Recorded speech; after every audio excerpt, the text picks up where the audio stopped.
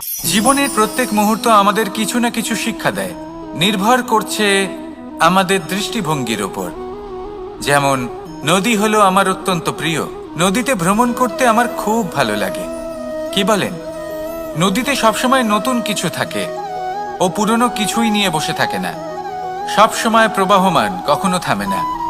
ততক্ষণ থামে না যতক্ষণ না সাগরে গিয়ে সমাহিত হচ্ছে। ঠিক এইভাবেই আমাদেরও উচিত নিজের জীবন অতিবাহিত করা, নদীর মতো। প্রত্যেক মুহূর্ত নতুন, তাই সেইভাবেই জীবন যাপন করুন। পুরনো কিছুই একত্রিত করে রাখবেন না, বিগত স্মৃতির মাঝে নিজেকে হারিয়ে ফেলবেন না। এই যে বর্তমান, এই যে মুহূর্ত, সেটাই হলো সর্বশ্রেষ্ঠ। এর মাঝেই জীবন যাপন করুন। নদীর মতো প্রবাহমান হতে শিখুন। আপনি শিখে গেলে তাহলে মনে রাখবেন, আমার আপনার মাঝে বিচরণ করতে বড়ই ভালো লাগবে। যে ব্যক্তি আনন্দের সাথে জীবনের প্রত্যেকটা মুহূর্ত অতিবাহিত করে কোনো চিন্তা ছাড়াই, প্রবাহমান হয়, কখনোই থামে না, যতক্ষণ না মুক্তি লাভ করছেন, এমন ব্যক্তির মধ্যেই রাধাকৃষ্ণ বসবাস করেন। তাহলে আসুন আমার সাথে ভালোবেসে বলুন, রাধা রাধা। মন, জীবনে যখনই কোনো বস্তু বা সুখ স্বাচ্ছন্দ্য অধিক মাত্রায় আপনার কাছে চলে আসে, তখন নিজেকে শ্রেষ্ঠ মনে করার একটা প্রবণতা দেখা যায়, যা হয় আত্মবিশ্বাসে পরিণত হয়, নয়তো অহংকারে। এবার আত্মবিশ্বাস আর অহংকারের মধ্যে অনেক বড় পার্থক্য রয়েছে। আমি এটা করতে পারি, আমি ওটাও করতে পারি, এ হলো আত্মবিশ্বাস। শুধুমাত্র আমি এটা করতে পারি, শুধুমাত্র আমি ওটাও করতে পারি, আমি হলাম সর্বশ্রেষ্ঠ, এটা হলো অহংকার। এবার এই অহংকার এর ধ্বনি অনেক দূর প্রবাহিত হয়, আর এর প্রহার সর্বপ্রথম আপনাকে বিপর্যস্ত করে।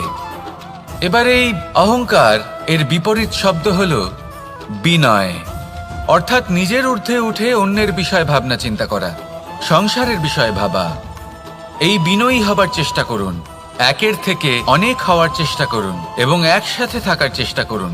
নিশ্চিত রূপেই আপনি বিকাশের কারণ হবেন। মত্ততা থেকে নিজেকে দূরে রাখুন, অহংকার থেকে নিজেকে দূরে রাখুন। এই মন প্রসন্ন হয়ে বলবে, রাধা রাধা। মধু কারই না পছন্দ বলুন তো? অত্যন্ত সুস্বাদু হয় এই মধু, মিষ্টি খেতে হয় এবং তা শক্তিও প্রদান করে। এবং প্রত্যেকটি মিষ্টি পদার্থের মতোই এতেও খুব তাড়াতাড়ি পিঁপড়ে ধরে যায়। অন্যদিকে যদি নুনকে দেখি, তাহলে বছরের পর বছর রাখলেও এতে পিঁপড়ে ধরে না। এবার যদি কথা বলি বন্ধুত্বের, তাহলে বন্ধুত্ব নুনের মতো হওয়া উচিত, মধুর মতো নয়। যারা সামনে এলে শুধুমাত্র মধুর মধুর কথা বলবে, পরে এতে পিঁপড়ে ধরে যাবে, এটা নুনের মতো হওয়া উচিত। প্রকৃত বন্ধু হলো সে যে সময় এলে পরে আপনার সামনে আপনার প্রকৃত সত্য তুলে ধরবে, তা সে যতই কঠিন হোক না কেন। আপনার দোষ, আপনার অপগুণ, আপনার খামতি আপনাকে বলতে পারবে, যাতে আপনি সেগুলো শুনে মেনে নিয়ে তারপর নিজেকে শুধরোতে পারেন। এটাই হলো প্রকৃত বন্ধুত্ব। কখনো নিজের জীবনের আশেপাশে মন দিয়ে দেখবেন, অনেক সময় এমন মানুষ থাকেন, অনেক বন্ধু থাকেন, যাদের দেখে আমাদের মনে হয় যে এনারা খুব কঠোর, এনাদের কথা খুব কটু। কিন্তু বেশিরভাগ এমন মানুষের মনটা যদি বুঝতে পারেন, তাহলে দেখবেন তাতে কোনো মালিন্য নেই, এনাদের মন অত্যন্ত পবিত্র হয়। যদি আপনার জীবনেও এমন কোনো ব্যক্তি থেকে থাকে, এমন বন্ধু থাকে, তাহলে তাদের আগলে রাখুন আর আমার সাথে ভালোবেসে বলুন, রাধা রাধা। আপনি অবশ্যই কোনো গাছ দেখে থাকবেন যেখানে অনেক ফল রয়েছে। সেই গাছের ডালগুলি নিজে থেকেই নত হয়ে যায়। কেন? যাতে মানুষ, প্রাণী, এরা সকলে যাতে সেই ফল খুব সহজে গ্রহণ করতে পারেন। এটাই হলো প্রকৃতির শিক্ষা, এটাই হলো প্রকৃতির নিয়ম। মানুষেরও কিছুটা এরকমই হওয়া উচিত। যদি আপনি সাফল্যের চরম সীমায় পৌঁছে যান, অনেক বেশি ধন অর্জন করে ফেলেন, তখন মনে রাখবেন যে আপনি যেন অহংকারী না হয়ে পড়েন। বিনম্র থাকতে হবে, সেই ধনকে ব্যবহার করতে হবে উচিত কাজের জন্য। সেই ধনের দ্বারা সমাজের মঙ্গল করা উচিত। সকল মানুষকে সাহায্য করা উচিত যাদের ধনের অভাব আছে।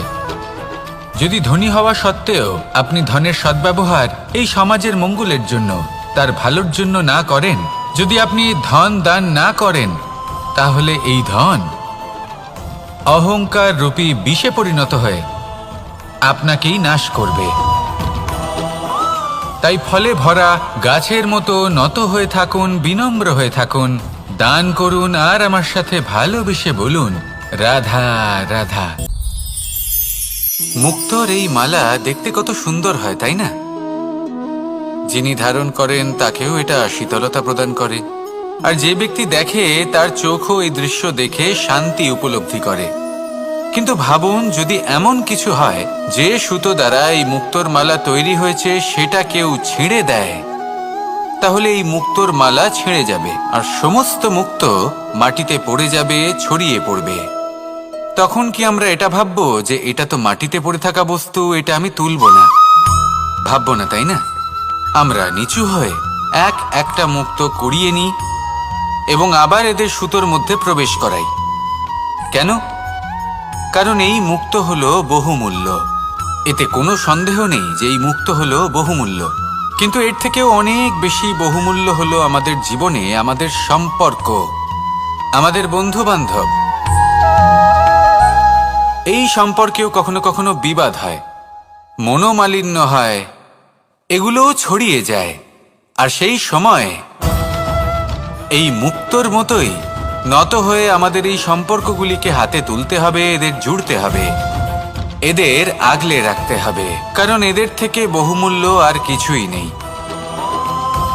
আর যদি এই কাজটা আপনি শিখে নিতে পারেন, তাহলে আপনার জীবনের এই সম্পর্ক, এই বন্ধুত্ব সবসময় আপনাকে বল প্রদান করবে, আনন্দ প্রদান করবে, আর এই মন সুপ্রসন্ন হয়ে বলবে, রাধা রাধা। এই সংসারের সবথেকে বড় সত্যি হলো জন্ম এবং মৃত্যু। কিন্তু আরো বড় একটা সত্য আছে, মিত্র এবং শত্রু, যা আমাদের সকলের জীবনে থাকে। মিত্র সে যে আমাদের সঙ্গ দেয় এবং সংসারের সবথেকে উঁচু শিখরে আমাদের নিয়ে যায়, এবং শত্রু সে যে যে কোনো মুহূর্তে যে কোনো শিখর থেকে আমাদের নিচে ফেলে দিতে পারে। এবার বিচিত্র ব্যাপার হলো এটাই যে আমরা নিজেরাই এদের সাথে নিয়ে চলি, নিজেরাই এদের পালন করি। তা কি করে? প্রথমে বুঝুন এই মিত্র এবং শত্রু কারা। আপনার নিজের মন, আর কেউ নয়। এই মনই হলো মিত্র যখন তাতে ভারসাম্য বজায় থাকে, তা নিয়ন্ত্রিত থাকে, তা পবিত্র হয়। কিন্তু যদি এই মন অনিয়ন্ত্রিত হয়ে পড়ে, যদি আপনাকে সে নিয়ন্ত্রণ করতে শুরু করে, তখন সেই আপনার সবথেকে বড় শত্রু হয়।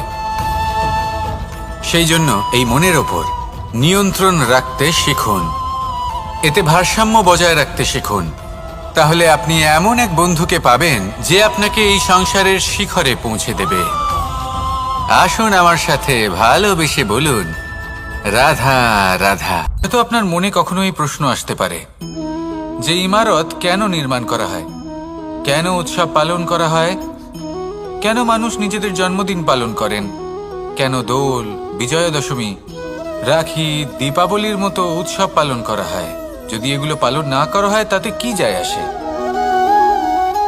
যদি এই দোল উৎসব পালন না করা হয়, তাহলে কি এই সংসার ভুলে যাবে যে নারায়ণের প্রতি ভক্তির কারণে ভক্ত প্রহ্লাদকে অগ্নি স্পর্শও করতে পারেনি? যদি বিজয়া দশমী পালন না করা হয়, তাহলে কি এই সংসার ভুলে যাবে যে এই দিনে শ্রীরাম রাবণকে বধ করেছিলেন? যদি আমরা দীপাবলির এই উৎসব পালন না করি, তাহলে কি এই সংসার এটা ভুলে যাবে যে অযোধ্যাতে অমাবস্যার এমন এক রাত এসেছিল যে রাত্রে অযোধ্যা পূর্ণিমার থেকে বেশি উজ্জ্বল হয়ে উঠেছিল? যদি এই রাখি উৎসব পালন না করা হয়, তাহলে কি এই সংসারের ভাই এবং বোনেরা একে অপরের প্রতি ভালোবাসা কি সেটা ভুলে যাবেন? বিষয়টা ভুলে যাওয়ার নয়, বিষয়টা হলো মনে রাখার। যখন জীবনে আমরা কোনো একটা স্থানে পৌঁছই, উপলব্ধিগুলোর উৎসব পালন করি, যাতে সেই মুহূর্তে আমরা সকলের মধ্যে আনন্দ ছড়াই এবং মানুষ সেই মুহূর্তটা মনে রাখেন। এই স্মৃতিগুলোই মানুষের মধ্যে বিশ্বাসের জন্ম দেয়। এই বিশ্বাস যে আগামী যেদিন আসছে তাতে আরো আনন্দের সম্ভাবনা রয়েছে। ভালোবাসার এই উৎসব, ভালোবাসার এই পার্বণ, এটা মানুষের মনে বিশ্বাসের জন্ম দেয় যে প্রত্যেক যুগে কেউ না কেউ এসেছে এবং পরবর্তীতেও আসবে। তাহলে আসুন আমরা ডুবে যাই আমার লীলার এই প্রেম যাত্রায় এবং ভালোবাসার এমন একটা উৎসব পালন করা যাক যা এই সংসার যুগ যুগ পর্যন্ত মনে রাখবে। তাহলে আসুন আর আমার সাথে ভালোবেসে বলুন, রাধা রাধা।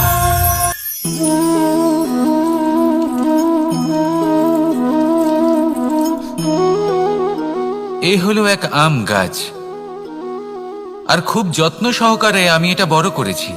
প্রথমে বীজ বপন করেছি, তারপর সিঞ্চন করেছি, তারপর এর থেকে অঙ্কুর বেরিয়েছে, তারপর দিন প্রতিদিন আমি এতে জল দিয়েছি। আস্তে আস্তে ওর পাতা বেরিয়েছে, তারপর ও একটা গাছের আকার ধারণ করেছে। এইভাবেই যদি প্রতিদিন আমি ওর দেখাশোনা করি তাহলে নিশ্চিত রূপে এর শিকড় আরো দৃঢ় হবে এবং একটা বিশাল গাছের আকার ধারণ করবে, যার থেকে কিছু ডাল জন্ম নেবে, আর তাতে আমি পাবো কিছু মিষ্টি সুস্বাদু আম ফল। এবার আম তো সকলের প্রিয়, সকলের পছন্দের ফল, সকলে খেতে চান। কিন্তু আম পাওয়ার জন্য আগে আপনাকে সেই গাছের যত্ন নিতে হবে। যদি আপনি গাছ লাগিয়ে তারপর ভুলে যান তাহলে সেই গাছের কি হবে? তার অস্তিত্বটাই মুছে যাবে, তাই না? আমাদের সম্পর্কগুলো কিছুটা এরকমই হয়। যদি সম্পর্ক জুড়ে আপনি ভুলে যান তাহলে তার অস্তিত্বই মুছে যাবে। তাই শুধুই সম্পর্ক গড়বেন না, তাকে পালনও করুন। নিশ্চিত রূপে আপনার এই সম্পর্করূপী বৃক্ষের ডালে আনন্দের মিষ্টি সুস্বাদু আম ফল নিশ্চয়ই পাওয়া যাবে। তাহলে প্রত্যেক দিন প্রত্যেক সম্পর্ক পালন করুন, তার থেকে আনন্দ লাভ করুন। এই মন ভালোবেসে বলবে, রাধা রাধা। কোনো এক বস্ত্রে যদি ছোট্ট একটা ছিদ্র উৎপন্ন হয়, আর যদি আমরা তার দিকে নজর না দিই, তাহলে সময়ের সাথে সমগ্র বস্ত্র ছিঁড়ে যায় আর কোনো কাজে আসে না। যদি কোনো একটা নৌকাতে ছোট্ট একটা ছিদ্র উৎপন্ন হয়, তাহলে সময়ের সাথে পুরো নৌকাই জলে ডুবে যায়। লক্ষ্যের দিকে অগ্রসর হওয়ার সময় একটা ছোট্ট ভুল আপনি যদি করে ফেলেন, তাহলে আপনাকে তা লক্ষ্যের থেকে দূরে করে দিতে পারে। এমনটা এই সম্পর্কের সাথেও হয়ে থাকে। কোনো একটা ছোট্ট কথা, একটা ছোট্ট মনোমালিন্য যদি সম্পর্কে আসে এবং সেটা না মেটানো হয়, তাহলে সেই সমগ্র সম্পর্কটা, অনেক বড় বড় সম্পর্ক ভেঙে যেতে পারে। যদি আপনার সম্পর্কে ছোট্ট একটা ছিদ্র উৎপন্ন হয়, তাহলে প্রেমের সূচ আর স্নেহের সুতো দ্বারা সেলাই করে ফেলুন, যাতে আপনার এই সম্পর্ক অটুট থাকে এবং প্রেম দ্বারা পরিপূর্ণ থাকে। আসুন আমার সাথে ভালোবেসে বলুন, রাধা রাধা। দু রকমের প্রাকৃতিক বেগ থাকে। প্রথম হলো বর্ষা। যখন এর বর্ষণ হয় তখন মাটিকে শীতল করে নতুন ফসল ফলায়। আর দ্বিতীয় হয় পবন, যা আমাদের সর্বদা শ্বাসবায়ু প্রদান করে। অশান্ত এই মনকে শান্তি প্রদান করে, এই ক্লান্ত শরীরে স্ফূর্তি প্রদান করে। আমাদের জীবনে যত আবেগ আছে তা হয় বর্ষার মতো হওয়া উচিত, নয় হওয়া উচিত পবনের মতো। ক্রোধ, মতভেদ, বিবাদ, এগুলো হওয়া উচিত বর্ষার মতো। অর্থাৎ কিছু সময় পরে যেন এরা নিজে থেকেই ছিন্ন ভিন্ন হয়ে চলে যায়। আর যদি পবনের মতো কোনো আবেগ থাকা উচিত, তা হলো প্রেম, যা সর্বদা শ্বাসবায়ু প্রদান করে, সবসময় সাথে থাকে। একে আমরা অনুভব করতে পারি না, কিন্তু এ আমাদের অনুভব করার জন্য প্রাণবায়ু প্রদান করে। আর যখন চক্রবাতের মতো সে ভয়ঙ্কর হয়ে ওঠে, তখন সমগ্র সংসার বদলে দেয়। এর সারমর্ম একটাই, শক্তি। মতভেদ, ক্রোধ, বিবাদের মধ্যে নেই। শক্তি যদি থাকে তা আছে প্রেমের মধ্যে। তাই এই প্রেমকে মনের মধ্যে রাখুন আর আমার সাথে বলুন, রাধা রাধা। জীবনে দুই ধরনের আবেগ রয়েছে যার কোনো মূল্য নেই। আমার কথার অর্থ এটা নয় যে এদের কোনো গুরুত্ব নেই, গুরুত্ব যথেষ্টই রয়েছে, শুধু এদের জন্য আপনাকে কোনো মূল্য দিতে হয় না। প্রথম আবেগ হলো আনন্দ, প্রসন্নতা। এটা আপনি যে কোনো জায়গায় খুঁজে পেতে পারেন যদি আপনি খুঁজে পেতে চান। আপনি কোনো পুষ্পের সৌন্দর্য দেখে প্রসন্ন হতে পারেন, বায়ুর কারণে যখন একটি বৃক্ষ শিহরিত হয় সেটা দেখে আপনি প্রসন্ন হতে পারেন, একটা ছোট্ট শিশুর কলরব শুনেও আপনি প্রসন্ন হতে পারেন, একটা ক্রন্দনরত বালককে হাসিয়ে আপনি প্রসন্ন হতে পারেন। সবকিছু আপনার ওপর নির্ভরশীল। সেখানে আরেকটি আবেগ হলো দুশ্চিন্তা। মানুষ বড়ই দুশ্চিন্তা করতে থাকে। আজ আমি এই কাজ করেছি, সেই বিষয়ে চিন্তা। আজ আমি এই কাজ করতে পারিনি, সেই বিষয়ে চিন্তা। কাল আমাকে এই কাজ করতে হবে, সেই নিয়ে চিন্তা। আমি কি সেই কাজটা করতে পারবো, সেই বিষয়েও দুশ্চিন্তা। চিন্তা সর্বত্র রয়েছে, যার জন্য মূল্য দিতে হয় না। যত চান আপনি একত্রিত করতে পারেন। একটা গুরুত্বপূর্ণ কথা মনে রাখবেন, প্রসন্নতা জীবনের একটা নতুন সূত্রপাত। সেখানে দুশ্চিন্তা হলো জীবনের চিতার সমান। এবার এই দুটি আবেগ হলো মূল্যহীন, দুটোই আপনার সামনে আছে। কোনটা চয়ন করবেন আপনি, দুশ্চিন্তা নাকি প্রসন্নতা? সিদ্ধান্ত আপনারই। আসুন আর আমার সাথে ভালোবেসে বলুন, রাধা রাধা। নন্দ বাবাও খেলার ছলে খুব বড় বড় শিক্ষা দিতেন। অনেকদিন আগেকার কথা, বাবা আমার জন্য একটা মানচিত্র নিয়ে এলেন। এটা ছিল জম্বু দ্বীপের মানচিত্র, ঠিক যেন একটা ধাঁধা, যা টুকরো টুকরো করে বিভিন্ন দিকে ছড়ানো, যেগুলোকে আমায় জুড়তে হতো। ব্যাস শুধু এটুকুই ছিল আমার কাজ। আমি বারবার প্রচেষ্টা করলাম, কিন্তু বারবার অসফলই রয়ে গেলাম। বাবা এটা দেখলেন এবং হাসলেন। বাবা বললেন, একটা কাজ করো, এই প্রত্যেকটি অংশকে উল্টে রাখো। আমিও উল্টে রাখলাম। তারপরে দেখলাম প্রত্যেক অংশে মানুষের শরীরের কোনো না কোনো অংশ চিহ্নিত। কোথাও হাত আছে, পা আছে, কোথাও মুখ আছে। বাবা বললেন যে এবার এটা জুড়তে চেষ্টা করো। আমিও জুড়ে দিলাম। মানুষের মানচিত্র পূর্ণ হলো। এবার বাবা বললেন, এটা উল্টে রাখো। মানচিত্র পূর্ণ আকার ধারণ করেছে। আমি বললাম, ঠিক আছে। আমি উল্টে রাখলাম। দেখলাম জম্বুদ্বীপের মানচিত্র পূর্ণ হয়েছে। বাবা বললেন, যদি দেশকে সফল করে তুলতে চাও, শক্তিশালী করতে চাও, স্থির বানাতে চাও, তাহলে সবার আগে দেশবাসীকে একত্রিত করতে শেখো। সকল সৈন্যগণ যখন একজোট হয়ে দাঁড়াবে, তখন দেশের শক্তি আরো বেড়ে যাবে। শুধু তাই নয়, বাবা বললেন, যদি ভালোবাসার সাথে জড়িয়ে পড়ো, তাহলে পরমাত্মাও তোমার সামনে এসে দেখা দেবেন। তাহলে এটাই করুন আর আমার সাথে ভালোবেসে বলুন, রাধা রাধা। যত শক্তিশালী এই মন, তত শক্তিশালী এই শরীরও। এই যে আমাদের শরীর, এটা আসলে কি? এ হলো একটা রথের মতো। আর একটা রথ ততক্ষণ চলতে পারবে না যতক্ষণ না তাকে কোনো সারথি চালাবে।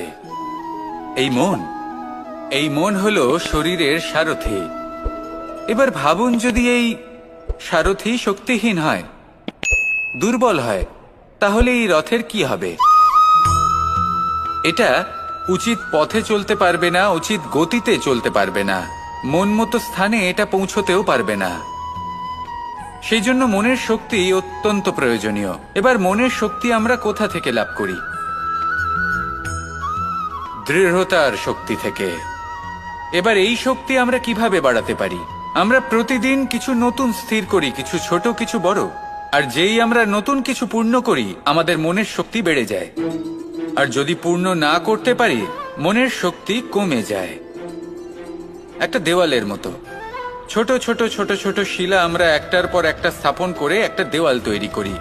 এতগুলো পাথর যখন একত্রিত হয়ে যায়, তখন এমন এক দেওয়াল তৈরি হয় যাকে ভাঙা প্রায় অসম্ভব হয়ে দাঁড়ায়। সেরকমই হয় মন এবং দৃঢ়তা।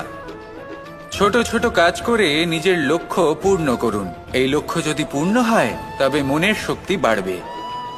কিছুটা এইভাবে যে যত বড়ই বিপদ আসুক না কেন, সেই বিপদ নিজে হার মেনে নেবে, কিন্তু আপনার মন ততটাই শক্তিশালী থাকবে। তাই মনের শক্তি বাড়াতে থাকুন, যাতে আপনি উচিত পথে চলতে পারেন, উচিত গতিতে চলেন আর মনোবাঞ্ছিত স্থানে পৌঁছতে পারেন। তবেই এই মন প্রসন্ন হয়ে বলবে, রাধা রাধা। ওমা, এ কি? আমি কখন থেকে এখানে অপেক্ষা করছি, হাত পেতে দাঁড়িয়ে রয়েছি যাতে একটা ফল আমার হাতে এসে পড়ে এবং সেটা আমি খেতে পারি। কখন থেকে অপেক্ষা করছি, কিন্তু সেটা হচ্ছেই না। এবার আপনি বলবেন যে এসব কি বলছি, এ কি অদ্ভুত কথা বলছি। যদি ফল খেতে হয় তাহলে আমাকে বৃক্ষে চড়তে হবে, ফলের কাছে পৌঁছতে হবে, তবেই তো ফল পাবো। এবারে এটা অত্যন্ত সহজ ব্যাপার, কিন্তু এই বিষয়টা আপনি নিজের জীবনের প্রসঙ্গে ভেবে দেখুন। লক্ষ্য কোথায় আছে আপনি জানেন, সেই লক্ষ্যে পৌঁছানোর পথ কি সেটাও আপনি জানেন, সেই পথে চলার ক্ষমতাও আপনার রয়েছে, কিন্তু তাও আপনি নিজের লক্ষ্য লাভ করতে পারছেন না। কেন? কারণ আপনি অপেক্ষা করছেন যে লক্ষ্য আপনার সামনে চলে আসবে, কিন্তু তা হয় না। লক্ষ্য সে যাই হোক না কেন, ধন হোক, প্রেম হোক, কোনো সম্মান হোক বা মোক্ষ হোক, যদি আপনি তার দিকে অগ্রসর না হন তাহলে ফল প্রাপ্তি অসম্ভব ব্যাপার, তা কোনোদিনই হবে না। সেই জন্য আপনার চোখের সামনে আপনি যদি নিজের লক্ষ্যকে দেখতে পান তাহলে উঠুন এবং সেই দিকে অগ্রসর হতে শুরু করুন। নিজের অন্তরের সকল অশুভ গুণ দূর করুন, অলসতা ত্যাগ করুন, অজ্ঞানতা ত্যাগ করে দিন এবং চলতে থাকুন। অবশ্যই মনোবাঞ্ছিত ফল লাভ করতে পারবেন। মনে রাখবেন, চলতে থাকলে তবেই লক্ষ্য প্রাপ্তি হবে। অপেক্ষার দ্বারা শুধুমাত্র মৃত্যু লাভ হবে। আসুন আমার সাথে ভালোবেসে বলুন, রাধা রাধা। প্রত্যেক প্রাণী ভালোভাবে জীবন যাপন করতে চান, এটা তাদের স্বভাবে আছে এবং ভাবাটা অনুচিত নয়। কিন্তু একটা ভালো জীবনের গুরুত্বপূর্ণ অংশ কোনটা? বসবাসের স্থান, সেই স্থান যেখানে আমরা জীবন অতিবাহিত করি। এবার মানুষ ভাবতে পারেন যে একটা ভালো বাসস্থানের অর্থ কি? সেই স্থান যেখানে সহজে জল পাওয়া যায়, যেখানে শুদ্ধ বায়ু পাওয়া যায়, যেখানে আনাজ উৎপন্ন হয়। এটা জীবনযাপনের জন্য পর্যাপ্ত বটে, কিন্তু ভালো জীবন যাপনের জন্য আরো একটা কথা আপনাকে বুঝতে হবে। সাধু, জ্ঞানী, পণ্ডিত ব্যক্তি, এই সকল মহাপুরুষ, এনাদের যে বাসস্থান তা অত্যন্ত বিশেষ হয়। এখানে এক ধরনের বিশেষ ইতিবাচক শক্তি থাকে, এমন একটা স্থান যেখানে দেবতারাও বিচরণ করেন। জীবন আমরা সবাই যাপন করি, কিন্তু জীবনের উদ্দেশ্য শুধুমাত্র জীবন যাপন করা নয়। জীবনের উদ্দেশ্য হল মুক্তি লাভ করা। আর এই সকল সাধু, জ্ঞানী, পণ্ডিত ব্যক্তি, এই সকল মহাপুরুষ আপনাকে মুক্তির পথে নিয়ে যেতে পারেন, কারণ এরা হলেন সেই মহাপুরুষ যারা নিজেদের অন্তরের বিকার, অহংকার, ক্রোধ, বিদ্বেষ, এই সকল দোষগুলিকে ত্যাগ করেছেন, এদের উপর বিজয় লাভ করেছেন। এমনই একজন ব্যক্তি আপনাকে মুক্তির পথে নিয়ে যেতে পারে। প্রয়োজন হলো শুধুই এনাদের চিনতে পারা, এদের কথা বুঝতে পারা এবং এদের দেখানো পথে চলা। যদি আপনি এটা করতে পারেন তাহলে এই মন প্রফুল্ল হয়ে বলবে, রাধা রাধা। কখনো কোনো বাগানের কোনো বৃক্ষকে দেখেছেন যেখানে সুগন্ধি ফুল থাকে, রসালো ফল থাকে? তখন মন প্রফুল্ল হয়ে ওঠে, মন থেকে সেই বৃক্ষের প্রতি ভালোবাসা জন্মায়। কিন্তু যিনি বাগানের মালিক, শুধুমাত্র তিনিই জানেন যে কিভাবে এই বৃক্ষকে আগলে রাখতে হয়, কিভাবে তার পরিচর্যা করলে এতে সুন্দর সুগন্ধি ফুল হবে, রসালো ফল হবে। কখনো কখনো প্রয়োজনের থেকে বেশি রোদ পেলে এই বৃক্ষগুলি শুকিয়ে যায়, প্রয়োজনের থেকে কম রোদ পেলেও এই বৃক্ষ কিন্তু শুকিয়ে যায়। প্রয়োজনের থেকে কম জল যদি পায় এই বৃক্ষ শুকিয়ে যেতে পারে, প্রয়োজনের থেকে অতিরিক্ত জল যদি পায় তখনও এই বৃক্ষের শিকড়গুলি নষ্ট হয়ে যেতে পারে। এবার এটাই কিন্তু আমাদের সংসারের সাথেও হয়। আমাদের সংসারের সকল প্রতিভাশালী ব্যক্তি, যেমন লেখক, বিচারক, প্রবক্তা, যোদ্ধা, এদের সবার ক্ষেত্রে এই কথাটাই প্রযোজ্য। যদি বেশি প্রশংসা করা হয় তাহলেও এরা হারিয়ে যাবেন।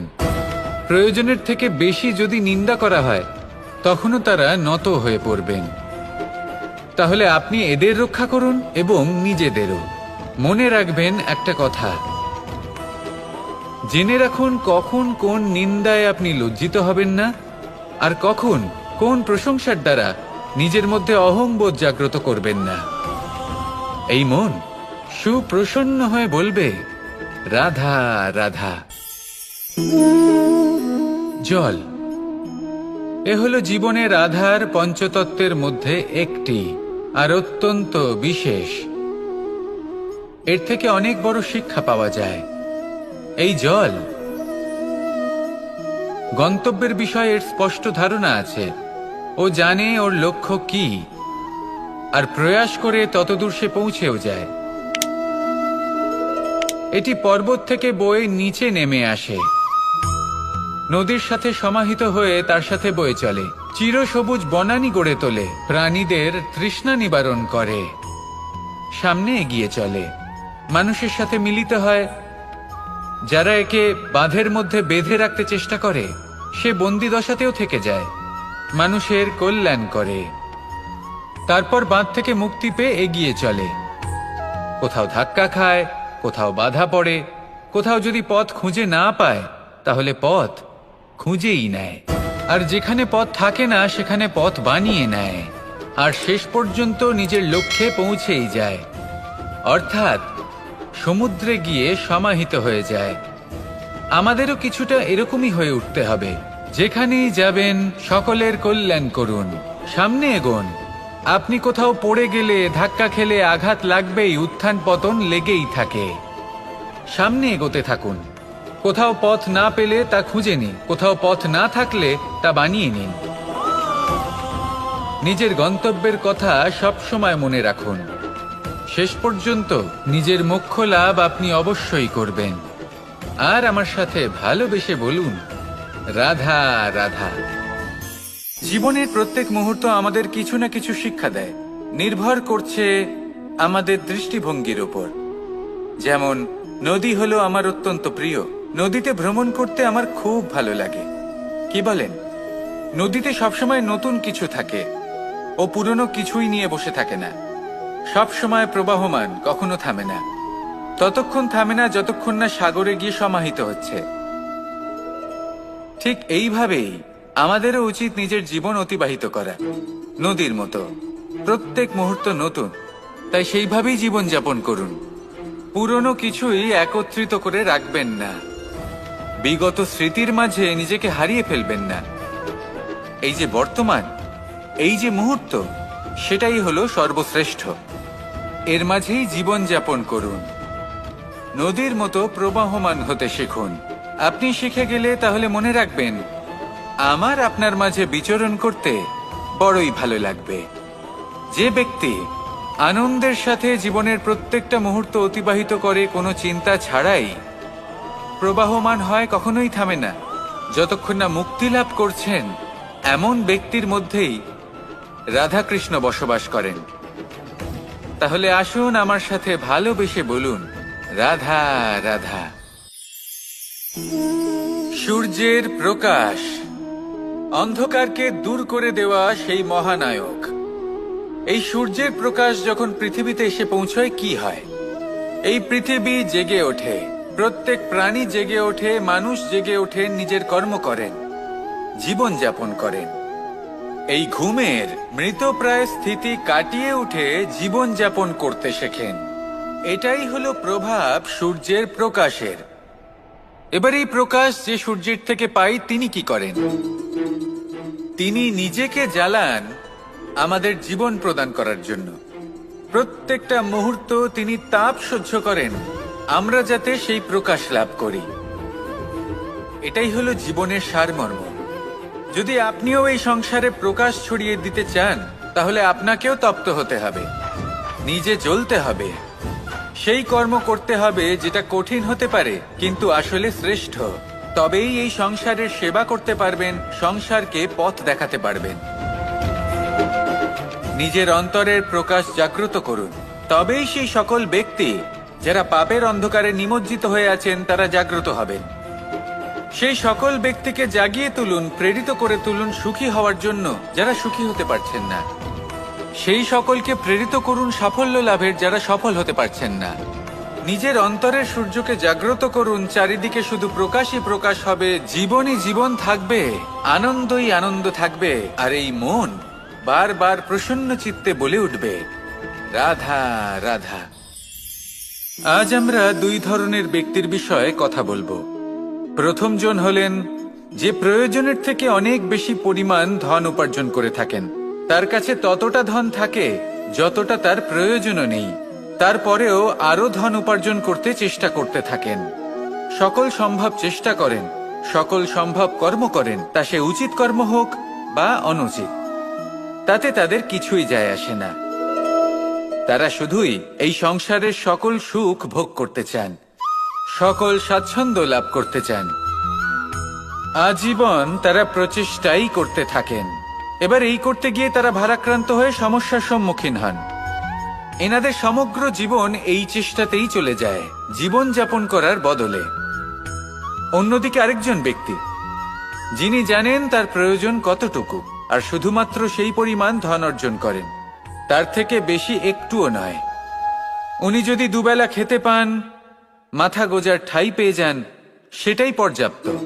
তাতেই তিনি আনন্দে জীবন যাপন করেন, না কোনো বৃথা চিন্তা করেন, না কোনো বৃথা কষ্ট করেন। এবার আমি আপনাদের জিজ্ঞেস করব, এই দুই ব্যক্তির মধ্যে আপনি কোন ব্যক্তি হতে চাইবেন? বেশিরভাগ মানুষ এটাই বলবেন যে আমরা সেই দ্বিতীয় মানুষ হতে চাই যারা সন্তুষ্ট। কিন্তু যদি মন দিয়ে দেখেন, আপনিও সেই কর্মই করছেন যা প্রথম ব্যক্তি করেন। আপনারা সবসময় চেষ্টা করে চলেছেন, এটাও লাভ করতে হবে, ওটাও লাভ করতে হবে, আমার এটারও প্রয়োজন, ওটারও প্রয়োজন। আপনি অনেক কিছু লাভ করেছেন, কিন্তু প্রশ্ন এটাই যে আপনার কি সেই সবকিছুর প্রয়োজন রয়েছে? এর উত্তর আপনার অন্তর মনে রয়েছে। আপনার মন জানে যে আপনার প্রয়োজন কতটুকু। সেখানে গিয়ে দেখুন। সন্তুষ্টি মানুষকে আনন্দ দেয়। মানুষ যতটা সন্তুষ্ট হবে ততটাই সে আনন্দ লাভ করবে। এবার আপনাকে এই সিদ্ধান্ত নিতে হবে যে আপনি কখন আর কোথায় সন্তুষ্টি লাভ করবেন, কত কিছু লাভ করার পরে সন্তুষ্ট হবেন। এই উত্তর আপনি মন থেকে পাবেন। এই সমাজের চাহিদায় জড়িয়ে নিজেকে বিভ্রান্ত করবেন না। নিজের অন্তরের এই মিথ্যে অহংবোধকে প্রশ্রয় দিতে গিয়ে যদি আপনি এরকম প্রয়াস করতে থাকেন, তাহলে জীবনযাপন কখন করবেন? থেমে যান, শান্ত হয়ে যান, নিজের অন্তর মনে নিমজ্জিত হয়ে দেখুন যে সন্তুষ্টি কোথায়। এই সন্তুষ্টি লাভ করুন। এই মন প্রসন্ন হয়ে বলবে, রাধা রাধা। ক্ষমা একটা অত্যন্ত সুন্দর শব্দ, আমার খুব প্রিয় শব্দ, কিন্তু এই ক্ষমা কখন আর কিভাবে প্রয়োগ করতে হবে সেটা বোঝা প্রয়োজনীয়। এক, যদি আপনি কোনো অন্যায় করেন আর ক্ষমা না চান, ক্ষমা প্রার্থনা না করেন, ক্ষমা চাওয়া থেকে এড়িয়ে যান, তাহলে তাতে আপনারই ক্ষতি হবে। কিভাবে? ক্ষমা না চাইলে মনের মধ্যে অহংকার জাগ্রত হয়, আর অহংকার তো প্রকৃত অর্থে আমাদের ক্ষতিই করে। দুই, কেউ যদি অপরাধ করেন, আপনার থেকে ক্ষমা না চান, তাহলে তাকে ক্ষমা করবেন না। ক্ষমা হলো অত্যন্ত অমূল্য, আর না চাইতেই কাউকে ক্ষমা দান করা এটা উচিত নয়। তিন, যদি কেউ আপনার সাথে অনুচিত কিছু করেন, অপরাধ করেন, আর আপনার থেকে ক্ষমা চান, তাহলে তাকে ক্ষমা করে দিন। তাতে আপনার অন্তরের করুণাবোধ জাগ্রত হবে, প্রেম জাগ্রত হবে, আর তা আপনার জন্য শুভ হবে। চার, যদি আপনি নিজে কোনো অপরাধ করেন, তাহলে অবশ্যই ক্ষমা চাইবেন। তাতে আপনারই লাভ হবে। কিভাবে?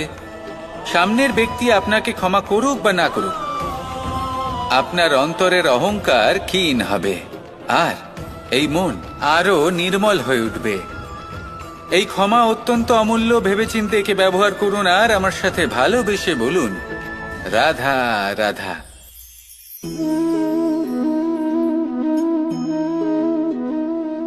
ভোজনের দ্বারাই শরীর পুষ্টি লাভ করে। ছোটবেলা থেকে আজ পর্যন্ত যাই আপনার ভোজন হয়ে থাকুক, যাই আপনার আহার হয়ে থাকুক, সেই অনুসারেই আপনার শরীর গঠিত হয়েছে। এই ভোজন অত্যন্ত গুরুত্বপূর্ণ। সেই জন্য এর প্রত্যেক অংশকে বোঝা খুব আবশ্যক। প্রথম অংশ, যে আমরা কি গ্রহণ করছি, এই ভোজন কোন স্থান থেকে আসছে সেটা বুঝুন। দ্বিতীয় অংশ, ভোজন কে বানাচ্ছেন। এই ভোজন সর্বশ্রেষ্ঠ তখনই হয় যখন মাতার হাতে তৈরি করা ভোজন হয়। কিন্তু যদি মাতার তৈরি করা ভোজন আপনি প্রাপ্ত নাও করতে পারেন, তাহলে সেই ব্যক্তির ভোজন তৈরি করা উচিত যিনি সাত্ত্বিক। তৃতীয় অংশ, কোন স্থানে আপনি ভোজন গ্রহণ করছেন। যে স্থানে আপনি ভোজন গ্রহণ করছেন তা সাত্ত্বিক হওয়া উচিত। তাহলে অত্যন্ত গুরুত্বপূর্ণ। এবং চতুর্থ সবথেকে গুরুত্বপূর্ণ অংশ, তা হলো এই ভোজন আপনি যার দ্বারা প্রাপ্ত করেছেন, যেখান থেকে প্রাপ্ত করেছেন, যে স্থানে বসে আপনি ভোজন গ্রহণ করছেন তার প্রতি কৃতজ্ঞতা প্রকাশ করুন এবং ভোজন পূর্ণরূপে সমাপ্ত করুন। তবেই এই ভোজন আপনাকে সুখী জীবন দান করবে, সুস্থ শরীর দেবে, আর এই মন তা সুপ্রসন্ন হয়ে বলবে, রাধা রাধা। আমি এখানে একা এই বনে বসে আছি, বাঁশি বাজাচ্ছি। কার জন্য? কে আছেন এখানে? কেউ নেই। আমার প্রজা, আমার রাজ্য, আমার পরিবার আমার থেকে অনেক দূরে আছেন। আমি এখানে একা এই বনে বসে এই আকাশের এই রঙের, গাছের এই সব ফলের, মাটির সুবাসের আনন্দ উপভোগ করছি। কেন? আমি হলাম দ্বারকাধীশ। এমন কি রাজকীয় বা ভৌতিক সুখ রয়েছে যে আমি ওখানে পেতে পারি না? সবকিছুই পেতে পারি, তাও এখানে বনে একা বসে আছি। কোন সুখ খুঁজে চলেছি? একা থাকার সুখ। আমরা প্রত্যেকদিন অনেক মানুষের সাথে, চিন্তাধারার সাথে, কর্মের সাথে, পরিস্থিতির সাথে, সুখ দুঃখের দ্বারা বেষ্টিত থাকি। জীবনের এই চক্রে আমরা জড়িয়ে পড়তে থাকি। যতই আমরা এই সমস্যার সমাধান করি, আমরা ততই এতে জড়িয়ে পড়ি। আমরা এতটাই জড়িয়ে পড়ি যে যখন আমরা আয়নায় নিজেদের দেখি, তখন আমরা নিজেদের চিনতেই পারি না। এমন মনে হয় যেন আমরা নিজেদের হারিয়ে ফেলেছি। সেই জন্য প্রত্যেক দিন আপনি কিছু সময় নিজের সাথে কাটান একান্তে। এটা অত্যন্ত আবশ্যক। নিজের অস্তিত্বের গভীরে গিয়ে দেখতে শিখুন, নিজেকে বুঝুন। অদ্ভুত শান্তির অনুভূতি হবে। যেমন এই বায়ু, এই বৃক্ষ, এই পুষ্প, এই নিসর্গ, এদের মতো আপনিও কখনো একলা হতে শিখুন। কখনো নিসর্গের একটা অংশ হয়ে দেখুন। এই মন প্রসন্ন হয়ে বলবে, রাধা রাধা। বাহ, পুষ্পের সুবাস আমার খুব ভালো লাগে। অত্যন্ত সুন্দর হয় এই পুষ্প। এইভাবে চারিদিকে পুষ্প দেখে মন আনন্দিত হয়ে ওঠে। এবার আপনারা ভেবে দেখুন, আমার চারিদিকে পুষ্প নয়, আগুন আছে। তাহলে কি হবে?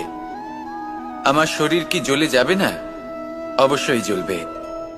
শরীরকে কি আগুনের তাপ সহ্য করতে হবে না? অবশ্যই সহ্য করতে হবে। এটাই হলো প্রকৃতির নিয়ম। এই নিয়ম কিন্তু আমরা সবাই জানি, কিন্তু আমাদের মধ্যে বেশিরভাগ মানুষ এই বিভ্রান্তি নিয়ে বাঁচি যে এই যে প্রকৃতির নিয়ম, তা আমার ওপর প্রযোজ্য নয়। তা কিন্তু নয়। আমাদের চতুর্দিকে এই যে নিসর্গ রয়েছে, আমরা তার কতটা ক্ষতি করি সেটা একবার ভেবে দেখুন। আমরা বনাঞ্চল জ্বালিয়ে দিই, বায়ু দূষিত করি, জল দূষিত করি, প্রাণীদের হত্যা আমরা করি। কেন? এই নিসর্গ আমরা নষ্ট করি, যদিও আমরা জানি যে আমরাও হলাম এই নিসর্গেরই অংশ। এবার দেখুন, শরীরের কোনো অংশে যদি আগুন ধরান, আস্তে আস্তে সমস্ত শরীরও জ্বলে যাবে। সেইভাবেই নিসর্গ যদি নষ্ট হয়ে যায়, তাহলে মনুষ্য জাতিও নষ্ট হয়ে যাবে। তাই এই যে নিসর্গ আপনি দেখছেন, এই পুষ্প, এই বৃক্ষ, বায়ু, জল, এদের সকলকে রক্ষা করুন, নষ্ট নয়। মনে রাখবেন, যদি নিসর্গ থাকে মানুষ থাকবে, যদি নিসর্গ থাকে তাহলেই জীবন থাকবে। আসুন আমার সাথে ভালোবেসে বলুন, রাধা রাধা।